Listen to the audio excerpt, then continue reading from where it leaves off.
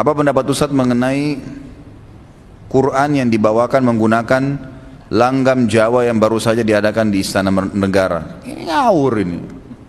Dari mana bisa dilantunkan dalam bahasa Jawa gitu? Matnya salah, tajwidnya banyak. Saya dengar cuplikannya, tajwidnya salah semua karena dipaksa. Ini teman-teman kita yang mengubah ke logat Jawa ini, mau nggak lagu Indonesia Raya deh diubah jadi keroncong? Mungkin mereka masih pertimbangkan, bagaimana bisa Al-Quran Kitabullah dimain-maini begini nih? Kenapa sih kalau dipakai tilawah Al-Quran dengan yang benar harus tampil berbeda? Nggak perlu, gitu kan? Ini Kitabullah bukan untuk dimain-maini, nggak bisa. Salah ini, gitu kan? Perilaku yang salah dan harus diingatkan. Semoga Allah berikan hidayah. Nggak boleh. Salah sekali. Dan ini kalau dibiarkan akan berkembang tuh kalau tidak diingatkan. Seperti kasus Kamal Atatürk di Turki. Pertama diubah dalam dialek Turki, lama-lama mengubah dalam bahasa Turki. Sampai sempat di zamannya dia azan pakai bahasa Turki. Ini sudah ngawur ini, nggak bisa. Dimunculkan fanatisme, itu kan Arab, di negara Arab. Ini bukan masalah suku Arabnya. Permasalahan memang Allah turunkan dalam bahasa Arab, memang begitu. Dan saya sudah bahasakan itu hari, ingat, suku dalam agama Islam, ragam suku, ragam bahasa, warna kulit, itu semua variasi yang Allah ciptakan untuk membuktikan kemahakuasaannya Dia, bukan untuk kita fanatisme. Apa bedanya antara orang Arab, orang bule, orang hitam, orang Melayu? Apa bedanya? Keragaman suku. Allah ingin menciptakan wa ja'alnakum syu'uban wa qabaila lita'arafu. Kami jadikan kalian bersuku-suku, maksudnya kalian saling mengenal satu sama yang lain. Maksudnya sini saling mengenal, bisa mengetahui ini dari suku ini, oh ini dari orang Cina, oh ini orang Arab, oh ini orang bule, oh ini orang Indonesia, orang Melayu. Untuk begitu saja. Dan makna yang lain yang lebih tepat adalah agar kalian bisa mengenal kemahakuasaan Tuhan kalian. Allah mampu menciptakan beragam macam itu, bukan untuk kita fanatisme. Dalam Islam haram hukumnya. Kalau dia sudah mengatakan saya, aku, bangga, sombong, siapa yang dalam hatinya sedikit saja dari kesombongan seperti biji sawi, maka tidak akan mencium baunya surga, apalagi masuk ke surga. Islam mengajarkan kita kesamaan, tidak ada beda kecuali dengan ketakwaan. Inna akramakum indallahi atqakum. Orang yang paling mulia Allah adalah orang yang paling bertakwa, yang paling patuh. Gitu kan? Jadi tidak boleh dibiarkan hal seperti ini, ikhwan dan akhwat sekalian. Ini keliru. Perlu kita doakan, kita ingatkan semampunya. Ini bukan sedang menyalahkan individu ya, bukan. Dan mengingatkan secara global untuk tidak boleh dilakukan. Semoga Allah berikan hidayah. Saya melihat di YouTube seorang qari internasional yang murattalnya banyak dikagumi orang. Dia memiliki nyanyian juga ustadz, semisal Ya Tayyibah dan Ya Rahman dan Rahman Ya Rahman. Tidak ada suara musik dalam lagu tersebut. Apakah dibolehkan nyanyian terlebih yang bersifat sanjungan pada Allah dan Quran bila tidak ada suara musiknya? Boleh saja, tidak ada masalah. Bolehkah seseorang itu melantunkan syair,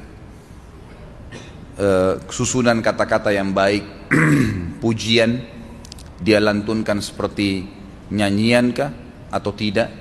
Maka secara umum ulama membolehkan, seperti seorang ibu menyanyikan anaknya sesuatu yang positif saja, gitu kan? Atau suami kepada istri, istri kepada suami, atau motivasi untuk muslimin agar mereka bergerak. Sebagaimana kita tahu musuh bergerak ini bekerja, seperti waktu Nabi SAW lagi menggali Khandaq bersama dengan para sahabat. Orang-orang muhajirin dan ansar saling melantunkan syair. Mereka mengatakan satu sama yang lain, Ya Allah ampunilah muhajirin dan ansar, gitu kan? Tapi sambil dilantunkan, itu boleh saja, tidak ada masalah.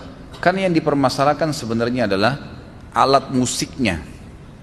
Alat musiknya. Alat musik memang disebutkan secara khusus dalam sunnah atau dalam hadis Nabi SAW adalah gendang yang dibolehkan. Itu pun pada saat hari raya dan acara walimah bagi wanita.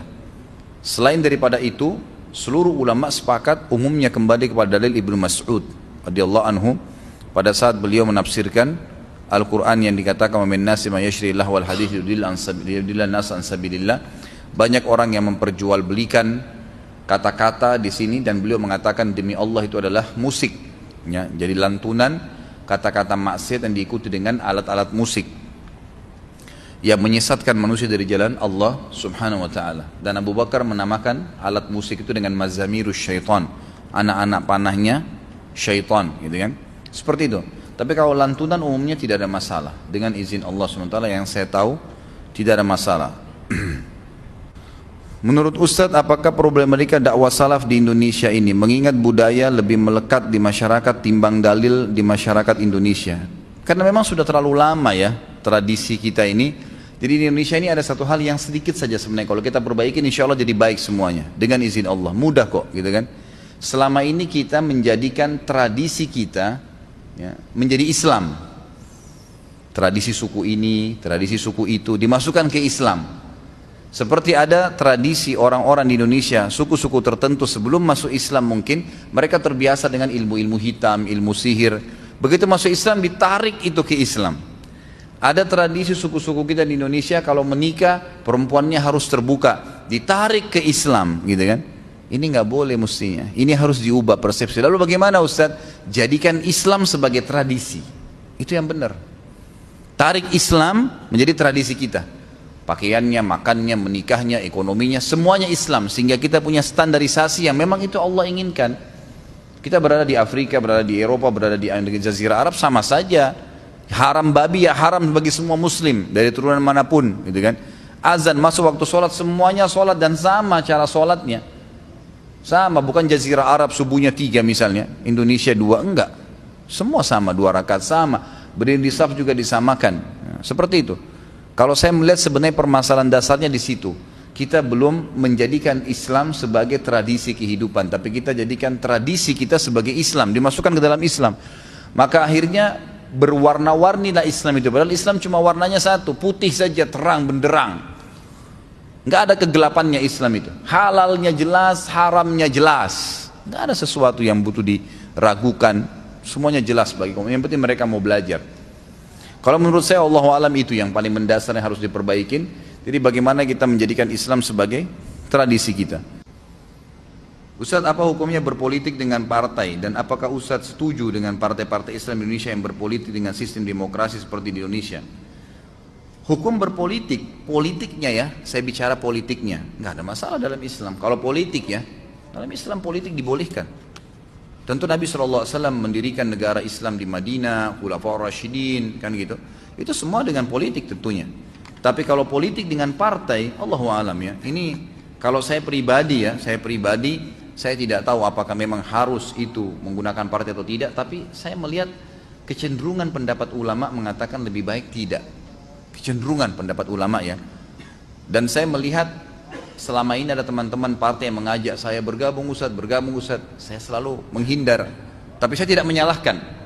Silakan kalau anda menganggap itu adalah ijtihad, itu adalah upaya anda, itu silakan untuk kemuliaan Islam, itu hak anda. Apalagi kalau partai-partai itu membawa agama Islam ya. Tapi kalau saya pribadi, saya tidak berbaur ke sistem itu karena akhirnya berbaur ke sistem demokrasi yang memaksa mau tidak mau. Terbuka pintu sogokan, terbuka pintu ini, terbuka pintu itu, beragam macam pintu yang seperti kita sedang berada di jurang neraka, berbahaya. Kita betul-betul berpegang pada agama yang 100% dengan banyak konsekuensinya atau kita akan terjerumus di sebagiannya, gitu kan?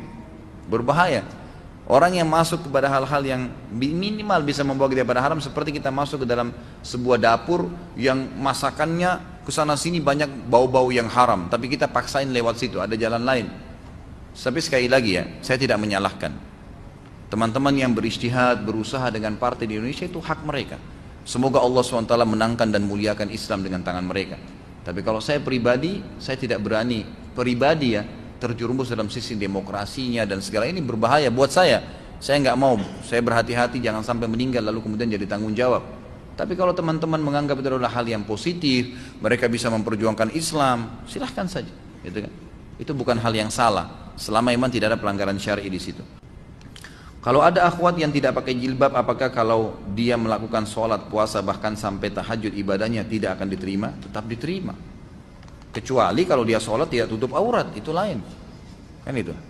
Saya sudah pernah berikan penjelasan masalah itu ya. Dia berdosa dengan tidak tutup aurat di luar, tapi kalau dia sholat dia pakai mukena, tutup aurat yang benar, wudu benar, hadap kiblat benar, waktu sholat udah masuk, itu diterima, sah. Disitulah keadilan Allah subhanahu wa ta'ala. Subhanallah, yang Allah sangat sayang dengan kita. Persubstansial amal kita diperbaiki, dikasih oleh Allah subhanahu wa ta'ala. Bayangkan kalau tidak tutup aurat di luar, Allah hubungkan dengan tidak diterima sholatnya, tidak diterima zakatnya, tidak diterima hajinya. Apa amal yang bisa kita diterima gitu? Bahaya sekali. Satu kesalahan kita di luar bisa ditarik ke semua ibadah tuh luar biasa. Nggak ada lagi amal yang bisa kita lakukan. Tapi Allah SWT dengan kemahadilannya masing-masing diberikan syarat dan rukun, gitu kan? Maka diberikan sesuai dengan porsi itu. Begitu pula dengan orang salah. Kalau orang berbuat salah, kecuali kekufuran dengan syirik, itu sudah menghancurkan amal-amal yang lain, gitu kan? Tapi kalau selain dosa ini, orang berzina, lalu dia sholat, sahkah sholatnya? Sah, tapi dia berdosa dengan zinahnya, gitu kan? Jadi Allah SWT pilih itu, kecuali perbuatan syirik. Perbuatan syirik itu bisa menghancurkan semuanya. Nah, dia dosa keluar dari agama Islam, gitu kan? Mohon dijelaskan kembali hukum sholat di masjid yang di pekarangan atau halamannya ada kuburan. Bukankah di Masjid Nabawi juga ada makam? Kalau fisik masjid, saya sudah pernah sering jelaskan ini. Kalau ini tempat tisu ini kita ibaratkan masjid. Mudah-mudahan tidak ada gambarnya. Jadi ini masjid, ini yang dipakai sholat 5 waktu. Ya. Sholat 5 waktu, sholat Jumat, pokoknya ini yang dipakai. Ternyata di luarnya, di depannya kah, di sampingnya kah, di belakangnya kah ada kuburan. Sahkah sholat di sini? Sah. Karena itu bukan tempat sholat itu. Itu bukan tempat sholat. Kalau ini masjid, di dalamnya ada kuburan, nah itu yang jadi baru masalah. Gitu kan? Itu pun ulama membahas, mengatakan hadis Nabi SAW, la taj'alu kuburakum masajid, jangan kalian jadikan kuburan kalian sebagai masjid, gitu kan? Diambil pemahamannya cukup luas ya, para ulama. Dikatakan kalau seandainya masjid ini ada duluan, lalu kuburan di dalamnya, sengaja kuburan dimasukkan ke dalam masjid, maka kuburannya harus dibongkar supaya masjidnya bisa dipakai sholat. Dibongkar maksudnya dipindahin ya, di tempat yang lebih baik, jangan dalam masjid. Kalau kuburan ada duluan di situ, masjidnya dibangun karena kuburan bukan karena Allah, masjidnya harus dibongkar, kan gitu. Baik, bagaimana dengan kasus Masjid Nabawi? Masjid Nabawi, masjid yang memang dasarnya pisah dengan kuburan Nabi SAW, pisah, nggak satu kan dulu. Itu rumah Nabi SAW dan ini masjid, ya memang pisah, nggak satu sama sekali. Maka kasus masuknya sekarang kuburan Nabi SAW, rumah Nabi SAW, rumah Aisyah ke dalam masjid, ini karena perluasan masjid. Dan karena ini masjid memang adalah salah satu masjid yang akan didatangi sampai hari kiamat oleh kaum muslimin, maka karena perluasan wilayah tidak memungkinkan lagi ke arah rumah Nabi SAW, gitu kan? Nggak bisa kalau diluasin masjid tidak masuk dalam masjid, karena memang ke arah sana itu sudah ada kuburan baki, kuburan masyarakat umumnya. Maka terpaksa dia masuk ke dalam masjid. Ulama mengatakan ini dikecualikan, karena kuburan Nabi SAW beda dengan kuburan umumnya orang, gitu kan? Itu yang dimaksud, gitu. Walaupun ada sekarang sebagian ulama mengatakan, memberikan saran kepada kerajaan Saudi agar dikeluarkan dari masjid Nabi SAW, artinya dipisahin seperti zaman Nabi dulu, ada pintunya sendiri. Tapi ini juga mengharuskan ada luas lagi pekarangan di mana orang bisa datang untuk ziarah kuburan itu butuh manajemen baru lagi.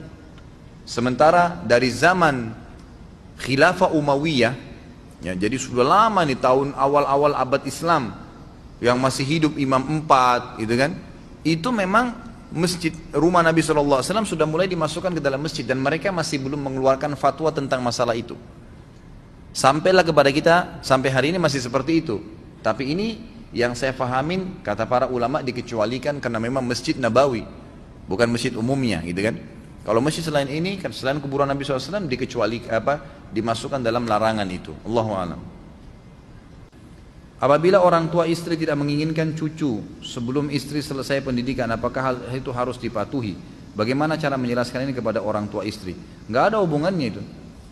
Nenek nggak punya hak di sini, mertua tidak punya hak mencampuri pasangan itu hamil atau tidak. Jadi ada beberapa hal yang tidak boleh orang tua campurin. Jumlah nafkah yang dikeluarkan oleh anak suami kepada istrinya, orang tua nggak boleh campur tuh. Masalah dia nginap di istrinya, orang tuanya tahan suruh nginap di rumahnya, ini nggak boleh.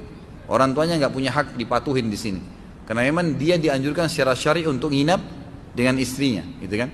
Jadi tidak boleh, termasuk tidak boleh orang tua mencampuri, tidak boleh hamil dulu istri kamu, ini nggak boleh. Jadi nggak usah dipatuhin poin itu ya, khusus poin itu, karena itu melanggar hukum agama. Kita dibolehkan memiliki anak, gitu kan? Malah dianjurkan, tidak ada hubungannya dengan harus selesai kuliah atau punya rumah dulu. Silakan Pak. Waalaikumsalam warahmatullahi wabarakatuh.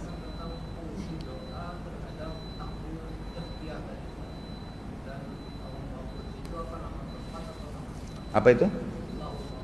Lauhil Mahfud. Pertanyaan pertama tadi? Apakah doanya bisa berpengaruh terhadap takdir ikhtiar? Berdoa sendiri adalah takdir ikhtiar. Berdoanya, perilaku berdoa. Allah siapkan fasilitas doa, tinggal kita mau lakukan atau tidak kan? Kalau kita lakukan berarti ikhtiar kita. Masalah ijabahnya ini mutlak, takdir mutlak, ijabahnya karena dari Allah. Nah nanti Allah terima atau tidak tergantung dari syarat-syarat. Kalau dia penuhi syarat pasti Allah terima. Karena kata Nabi SAW dalam hadis Bukhari, Ud'u rabbakum mukinuna bil ijabah, fa inna allaha la yakbalu du'a min qalbil ghafil. Kalau kalian berdoa sama Tuhan kalian, ikuti dengan keyakinan penuh Tuhan kalian akan kabulkan.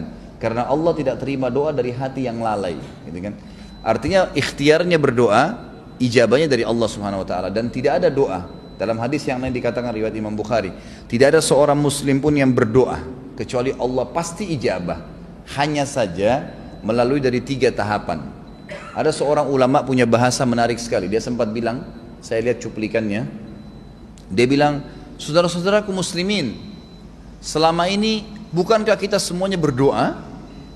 Berapa miliar doa yang sudah naik ke langit, di musim haji, di musim umrah, di Ramadan. Dalam hidup itu seorang muslim paling tidak dia pernah berdoa. Di mana semua doa-doa itu? Banyak orang yang belum melihat hasilnya. Maka beliau lalu menjelaskan hadis yang akan saya jelaskan sekarang.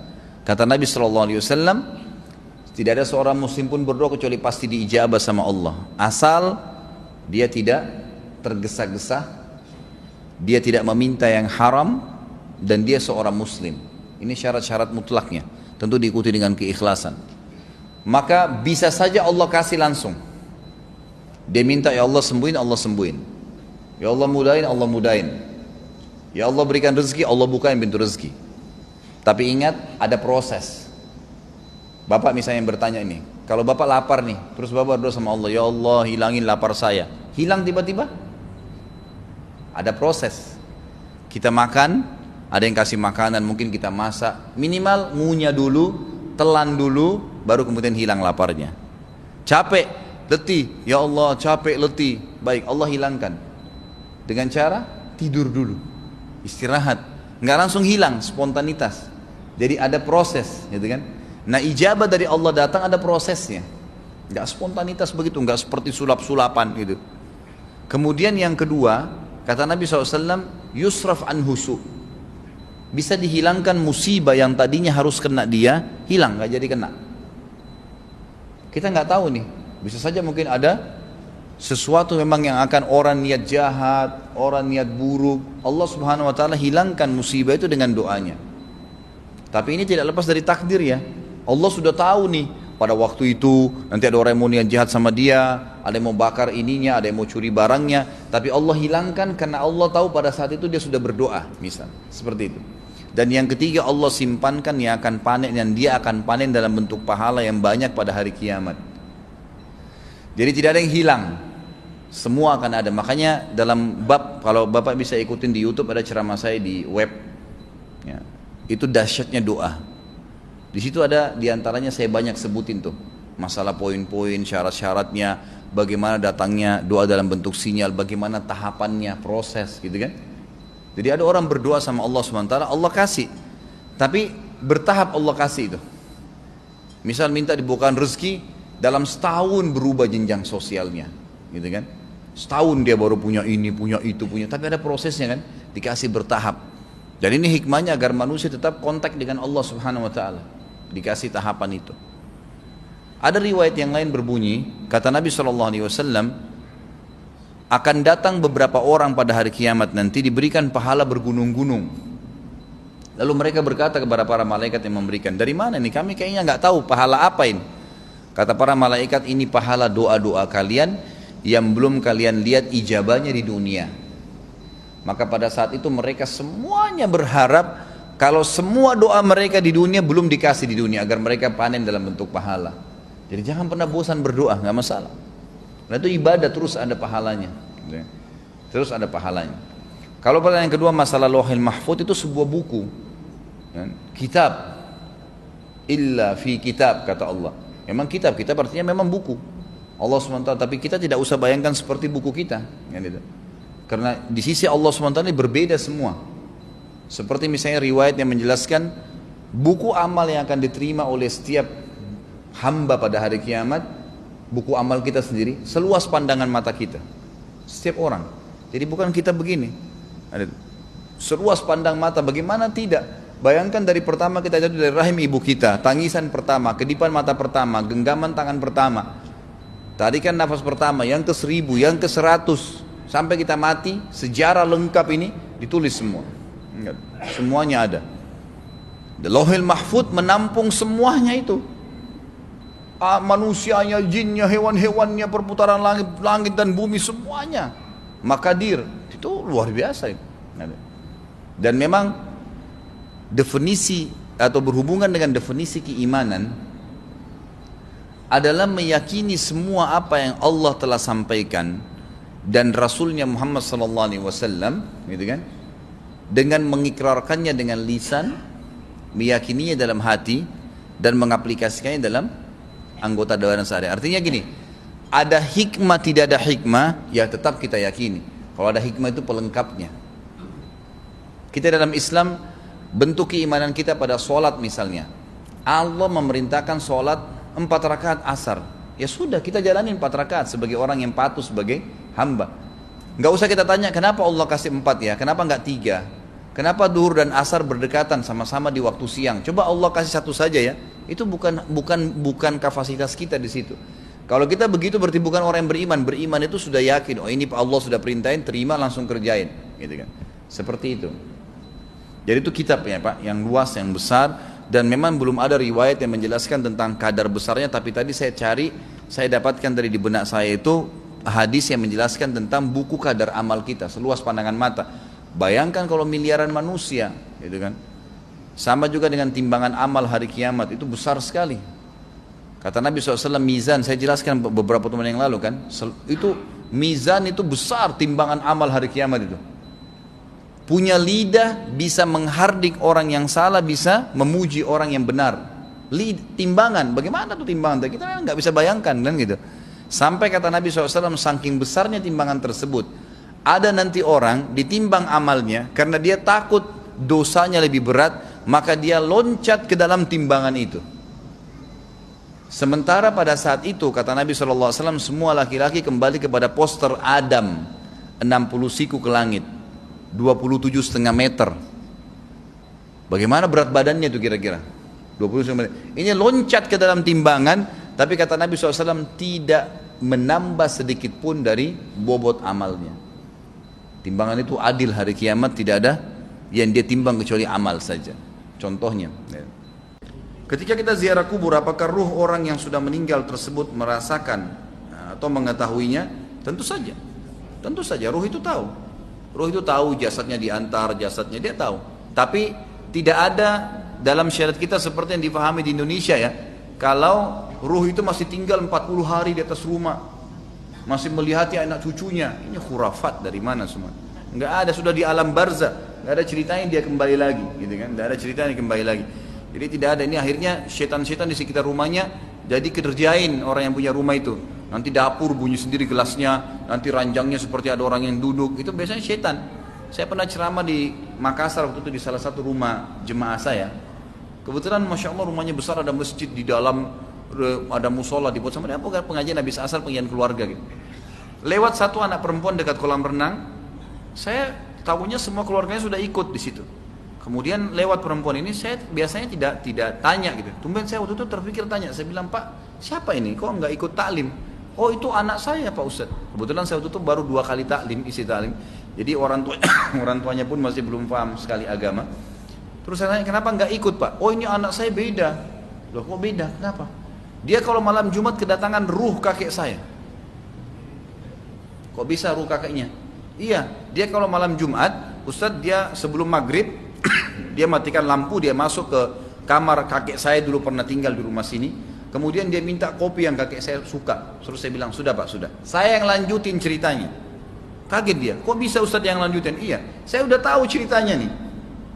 Dia kaget, saya bilang iya, pasti setelah itu dia tidak akan sholat maghrib anak perempuan ini. Dan keluar suara laki-laki kan, seperti kakeknya. Iya benar Ustaz. Baik. Kemudian dia akan tanya kabar kalian kan? Iya.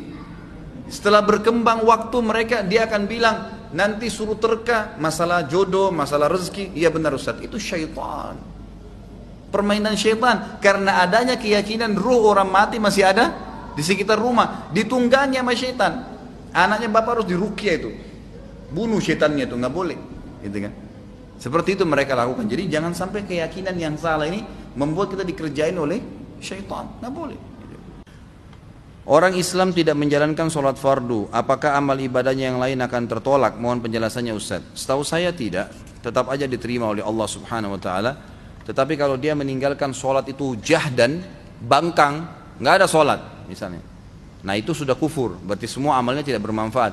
Tapi kalau takasulan, malas-malasan saja, maka insya Allah ini amalnya tetap diterima yang lainnya.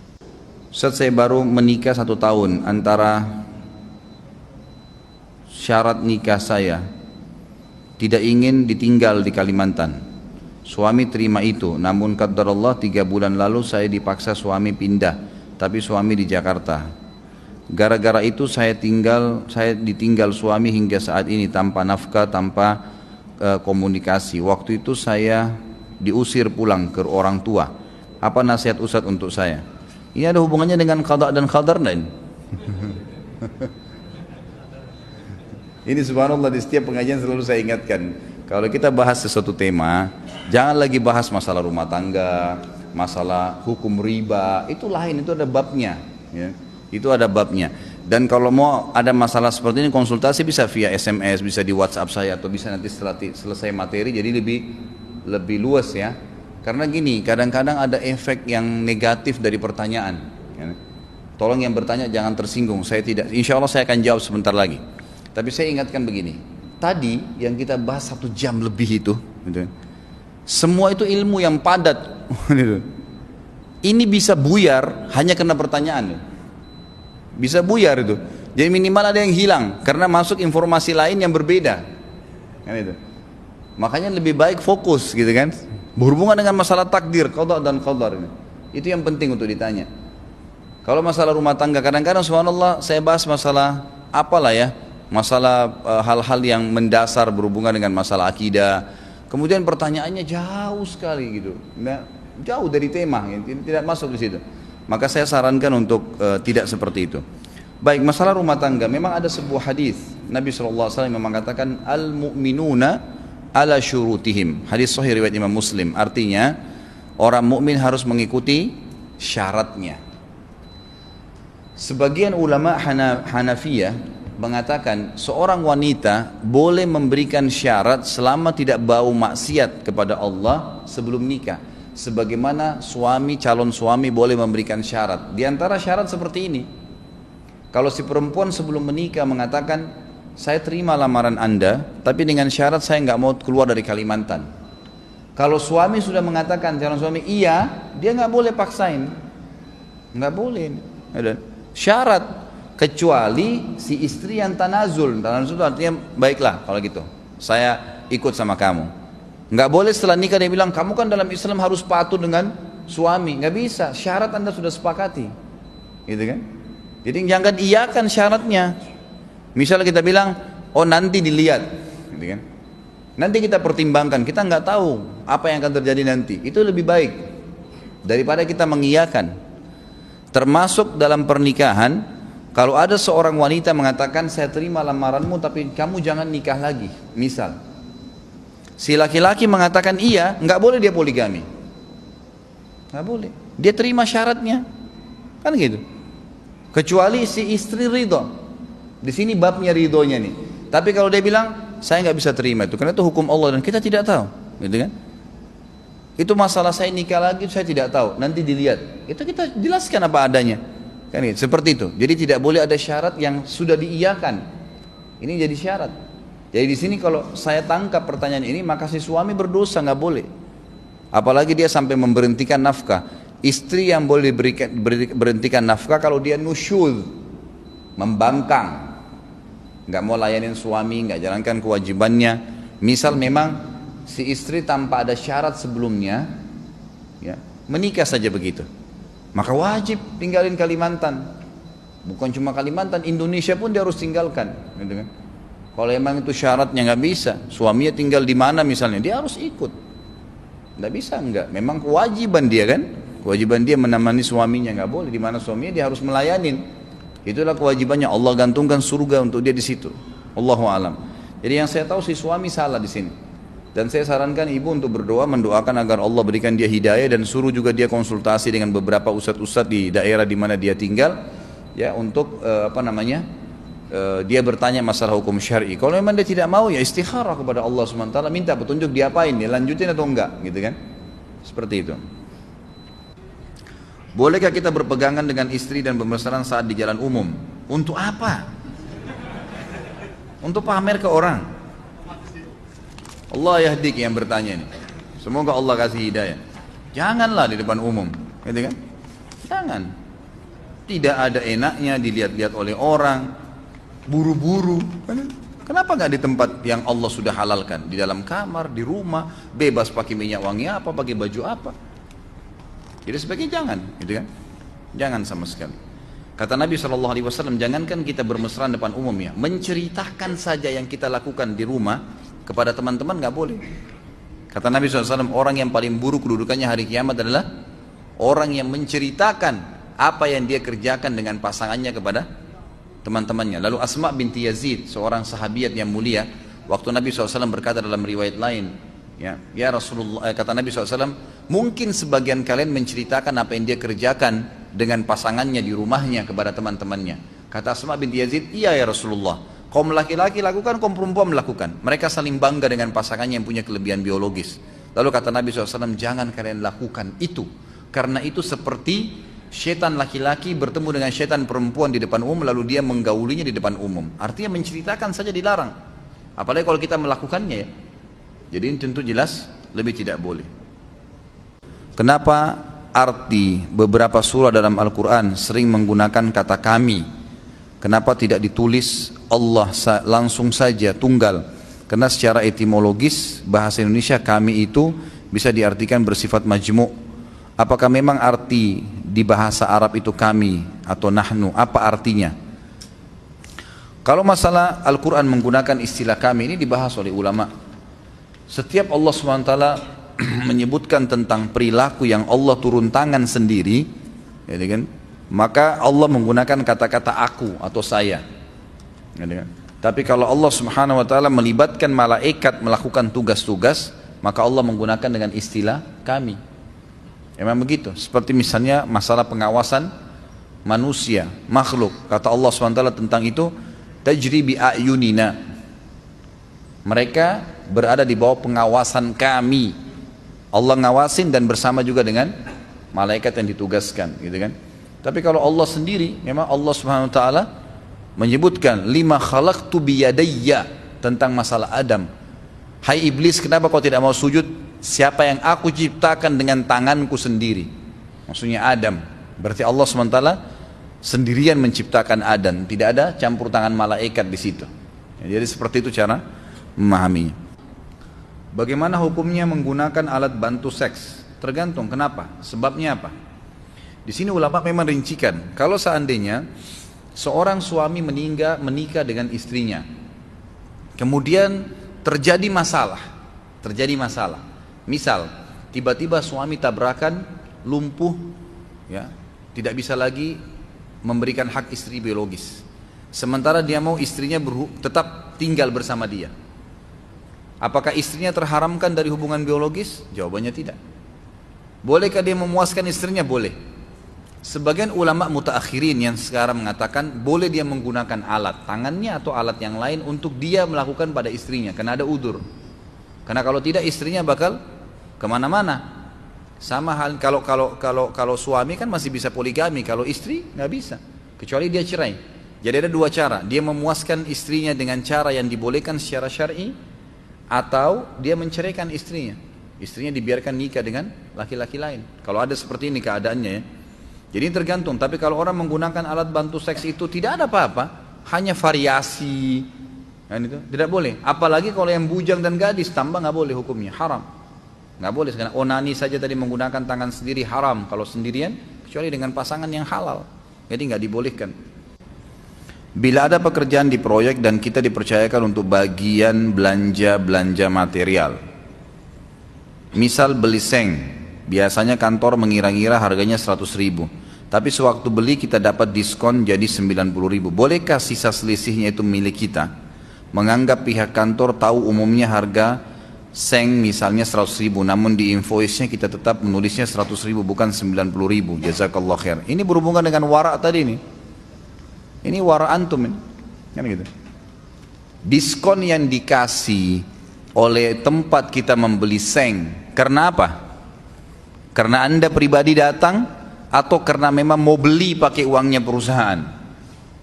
Hah? Karena mau beli pakai uang perusahaan. Kalau Anda datang sendiri sana, Masya Allah, Masya Allah. Seseorang datang ke perusahaan mau belanja, dia bawa uang perusahaannya dia, kemudian dikasih diskon. Kenapa dikasih diskon? Karena dia atau karena uangnya? Hah? Karena uangnya. Karena ada pembelian, maka dapat diskon kan? Kalau dia datang sendiri tidak bawa duit dikasih diskon. Berarti berhubungan dengan pembelian. Uangnya milik siapa? Perusahaan. Ya harus dia kembalikan ke perusahaan. Jujur.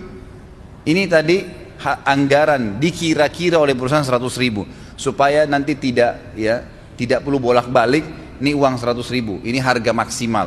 Nanti dapat diskon 90.000. Punya perusahaan, sampaikan apa adanya. Ini tadi saya beli karena kita belinya banyak, sekian banyak ya.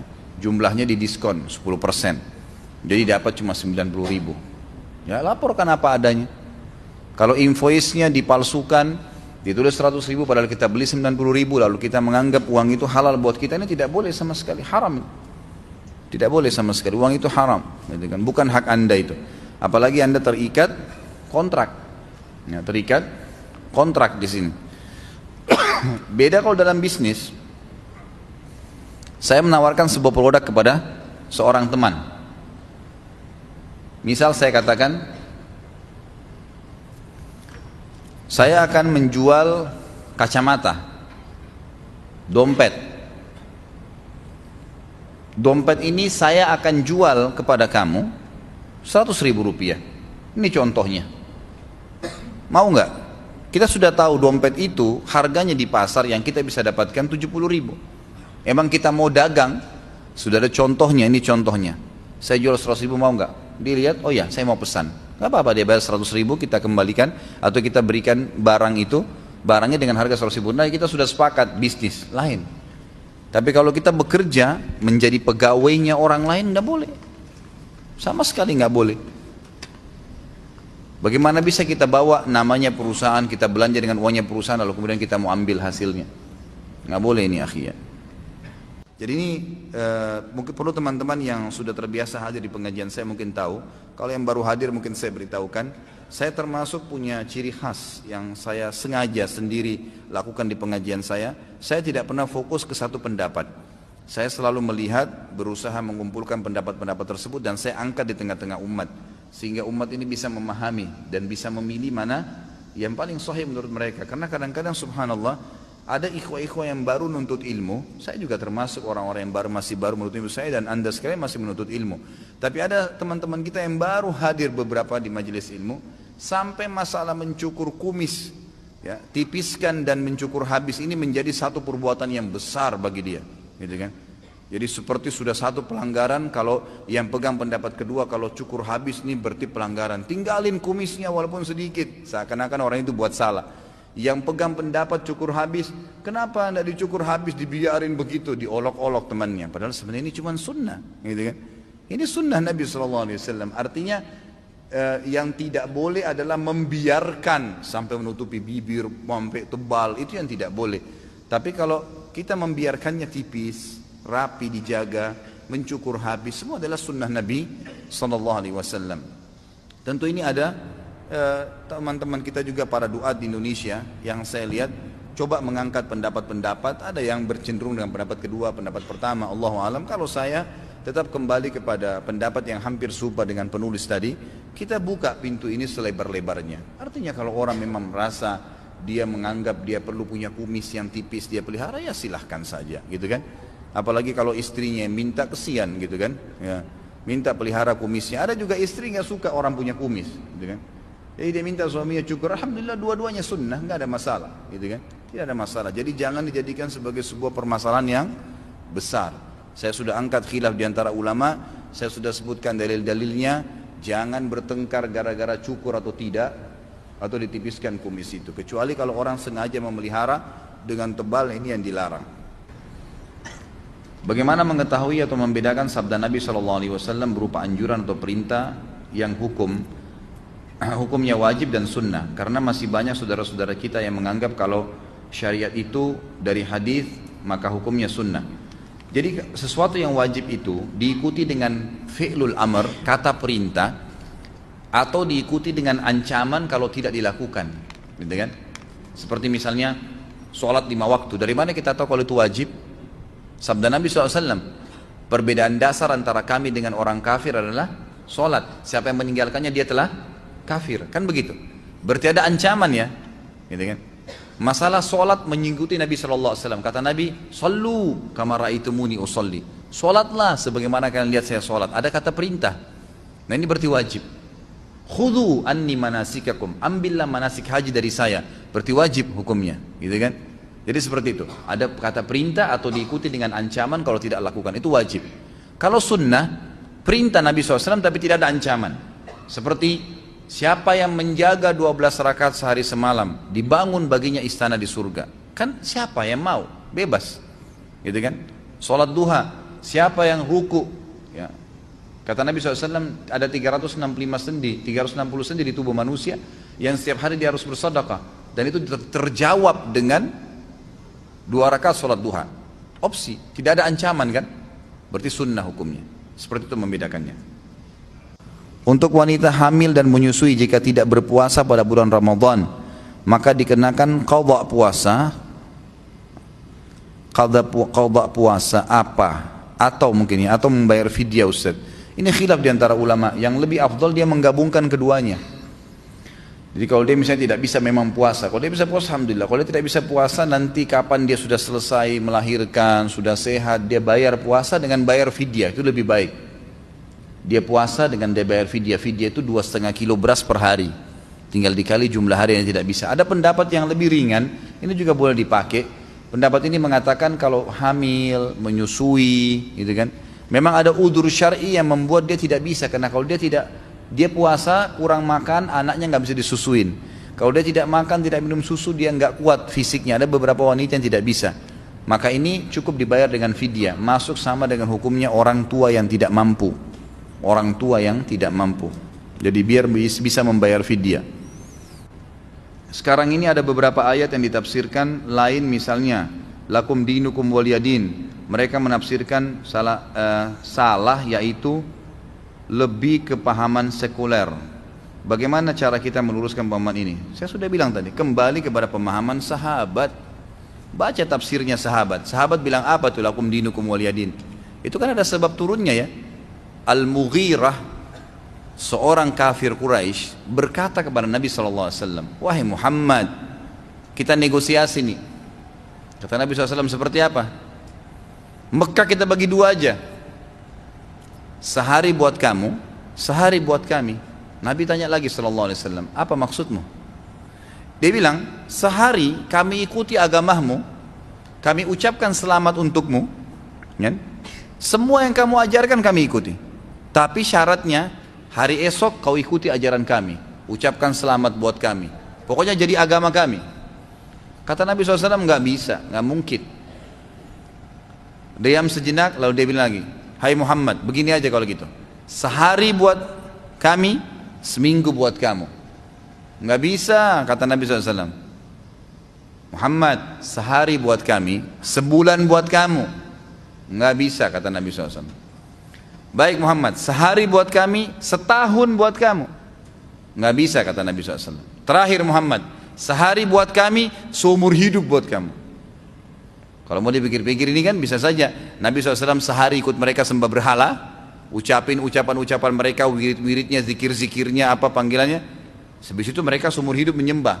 Kata Nabi SAW, tidak bisa. Jibril langsung turun bawa surah Al-Kafirun. Itu sebab turunnya, gitu kan? Lakum dinukum waliyadin, semua orang kafir tidak boleh diikuti ajarannya. Jelas, itu maksudnya. Menurut Nazilah. Masalah niat untuk sholat Ustaz. Kenapa ada yang bilang tidak usah melafadzkan usolli farda? Lalu niat apa yang dibaca ketika mau sholat? Memang itu tidak pernah ada contoh dari Nabi SAW. Makanya kita tidak lakukan. Gitu kan? Pernahkah ada sebuah hadis dari Nabi SAW? Nabi mengatakan kepada para sahabat, kalau kalian mau sholat bacalah usolli farda, salat duhur dan seterusnya. Belum pernah ada satupun riwayat. Semua bab sholat membahas masalah itu. Dan sudah pernah saya jelaskan, ini hanya karangan dari sebagian orang-orang dari Al-Azhar di Mesir, yang mengatakan perlu menguatkan niat dalam hati dengan lafaz, gitu kan?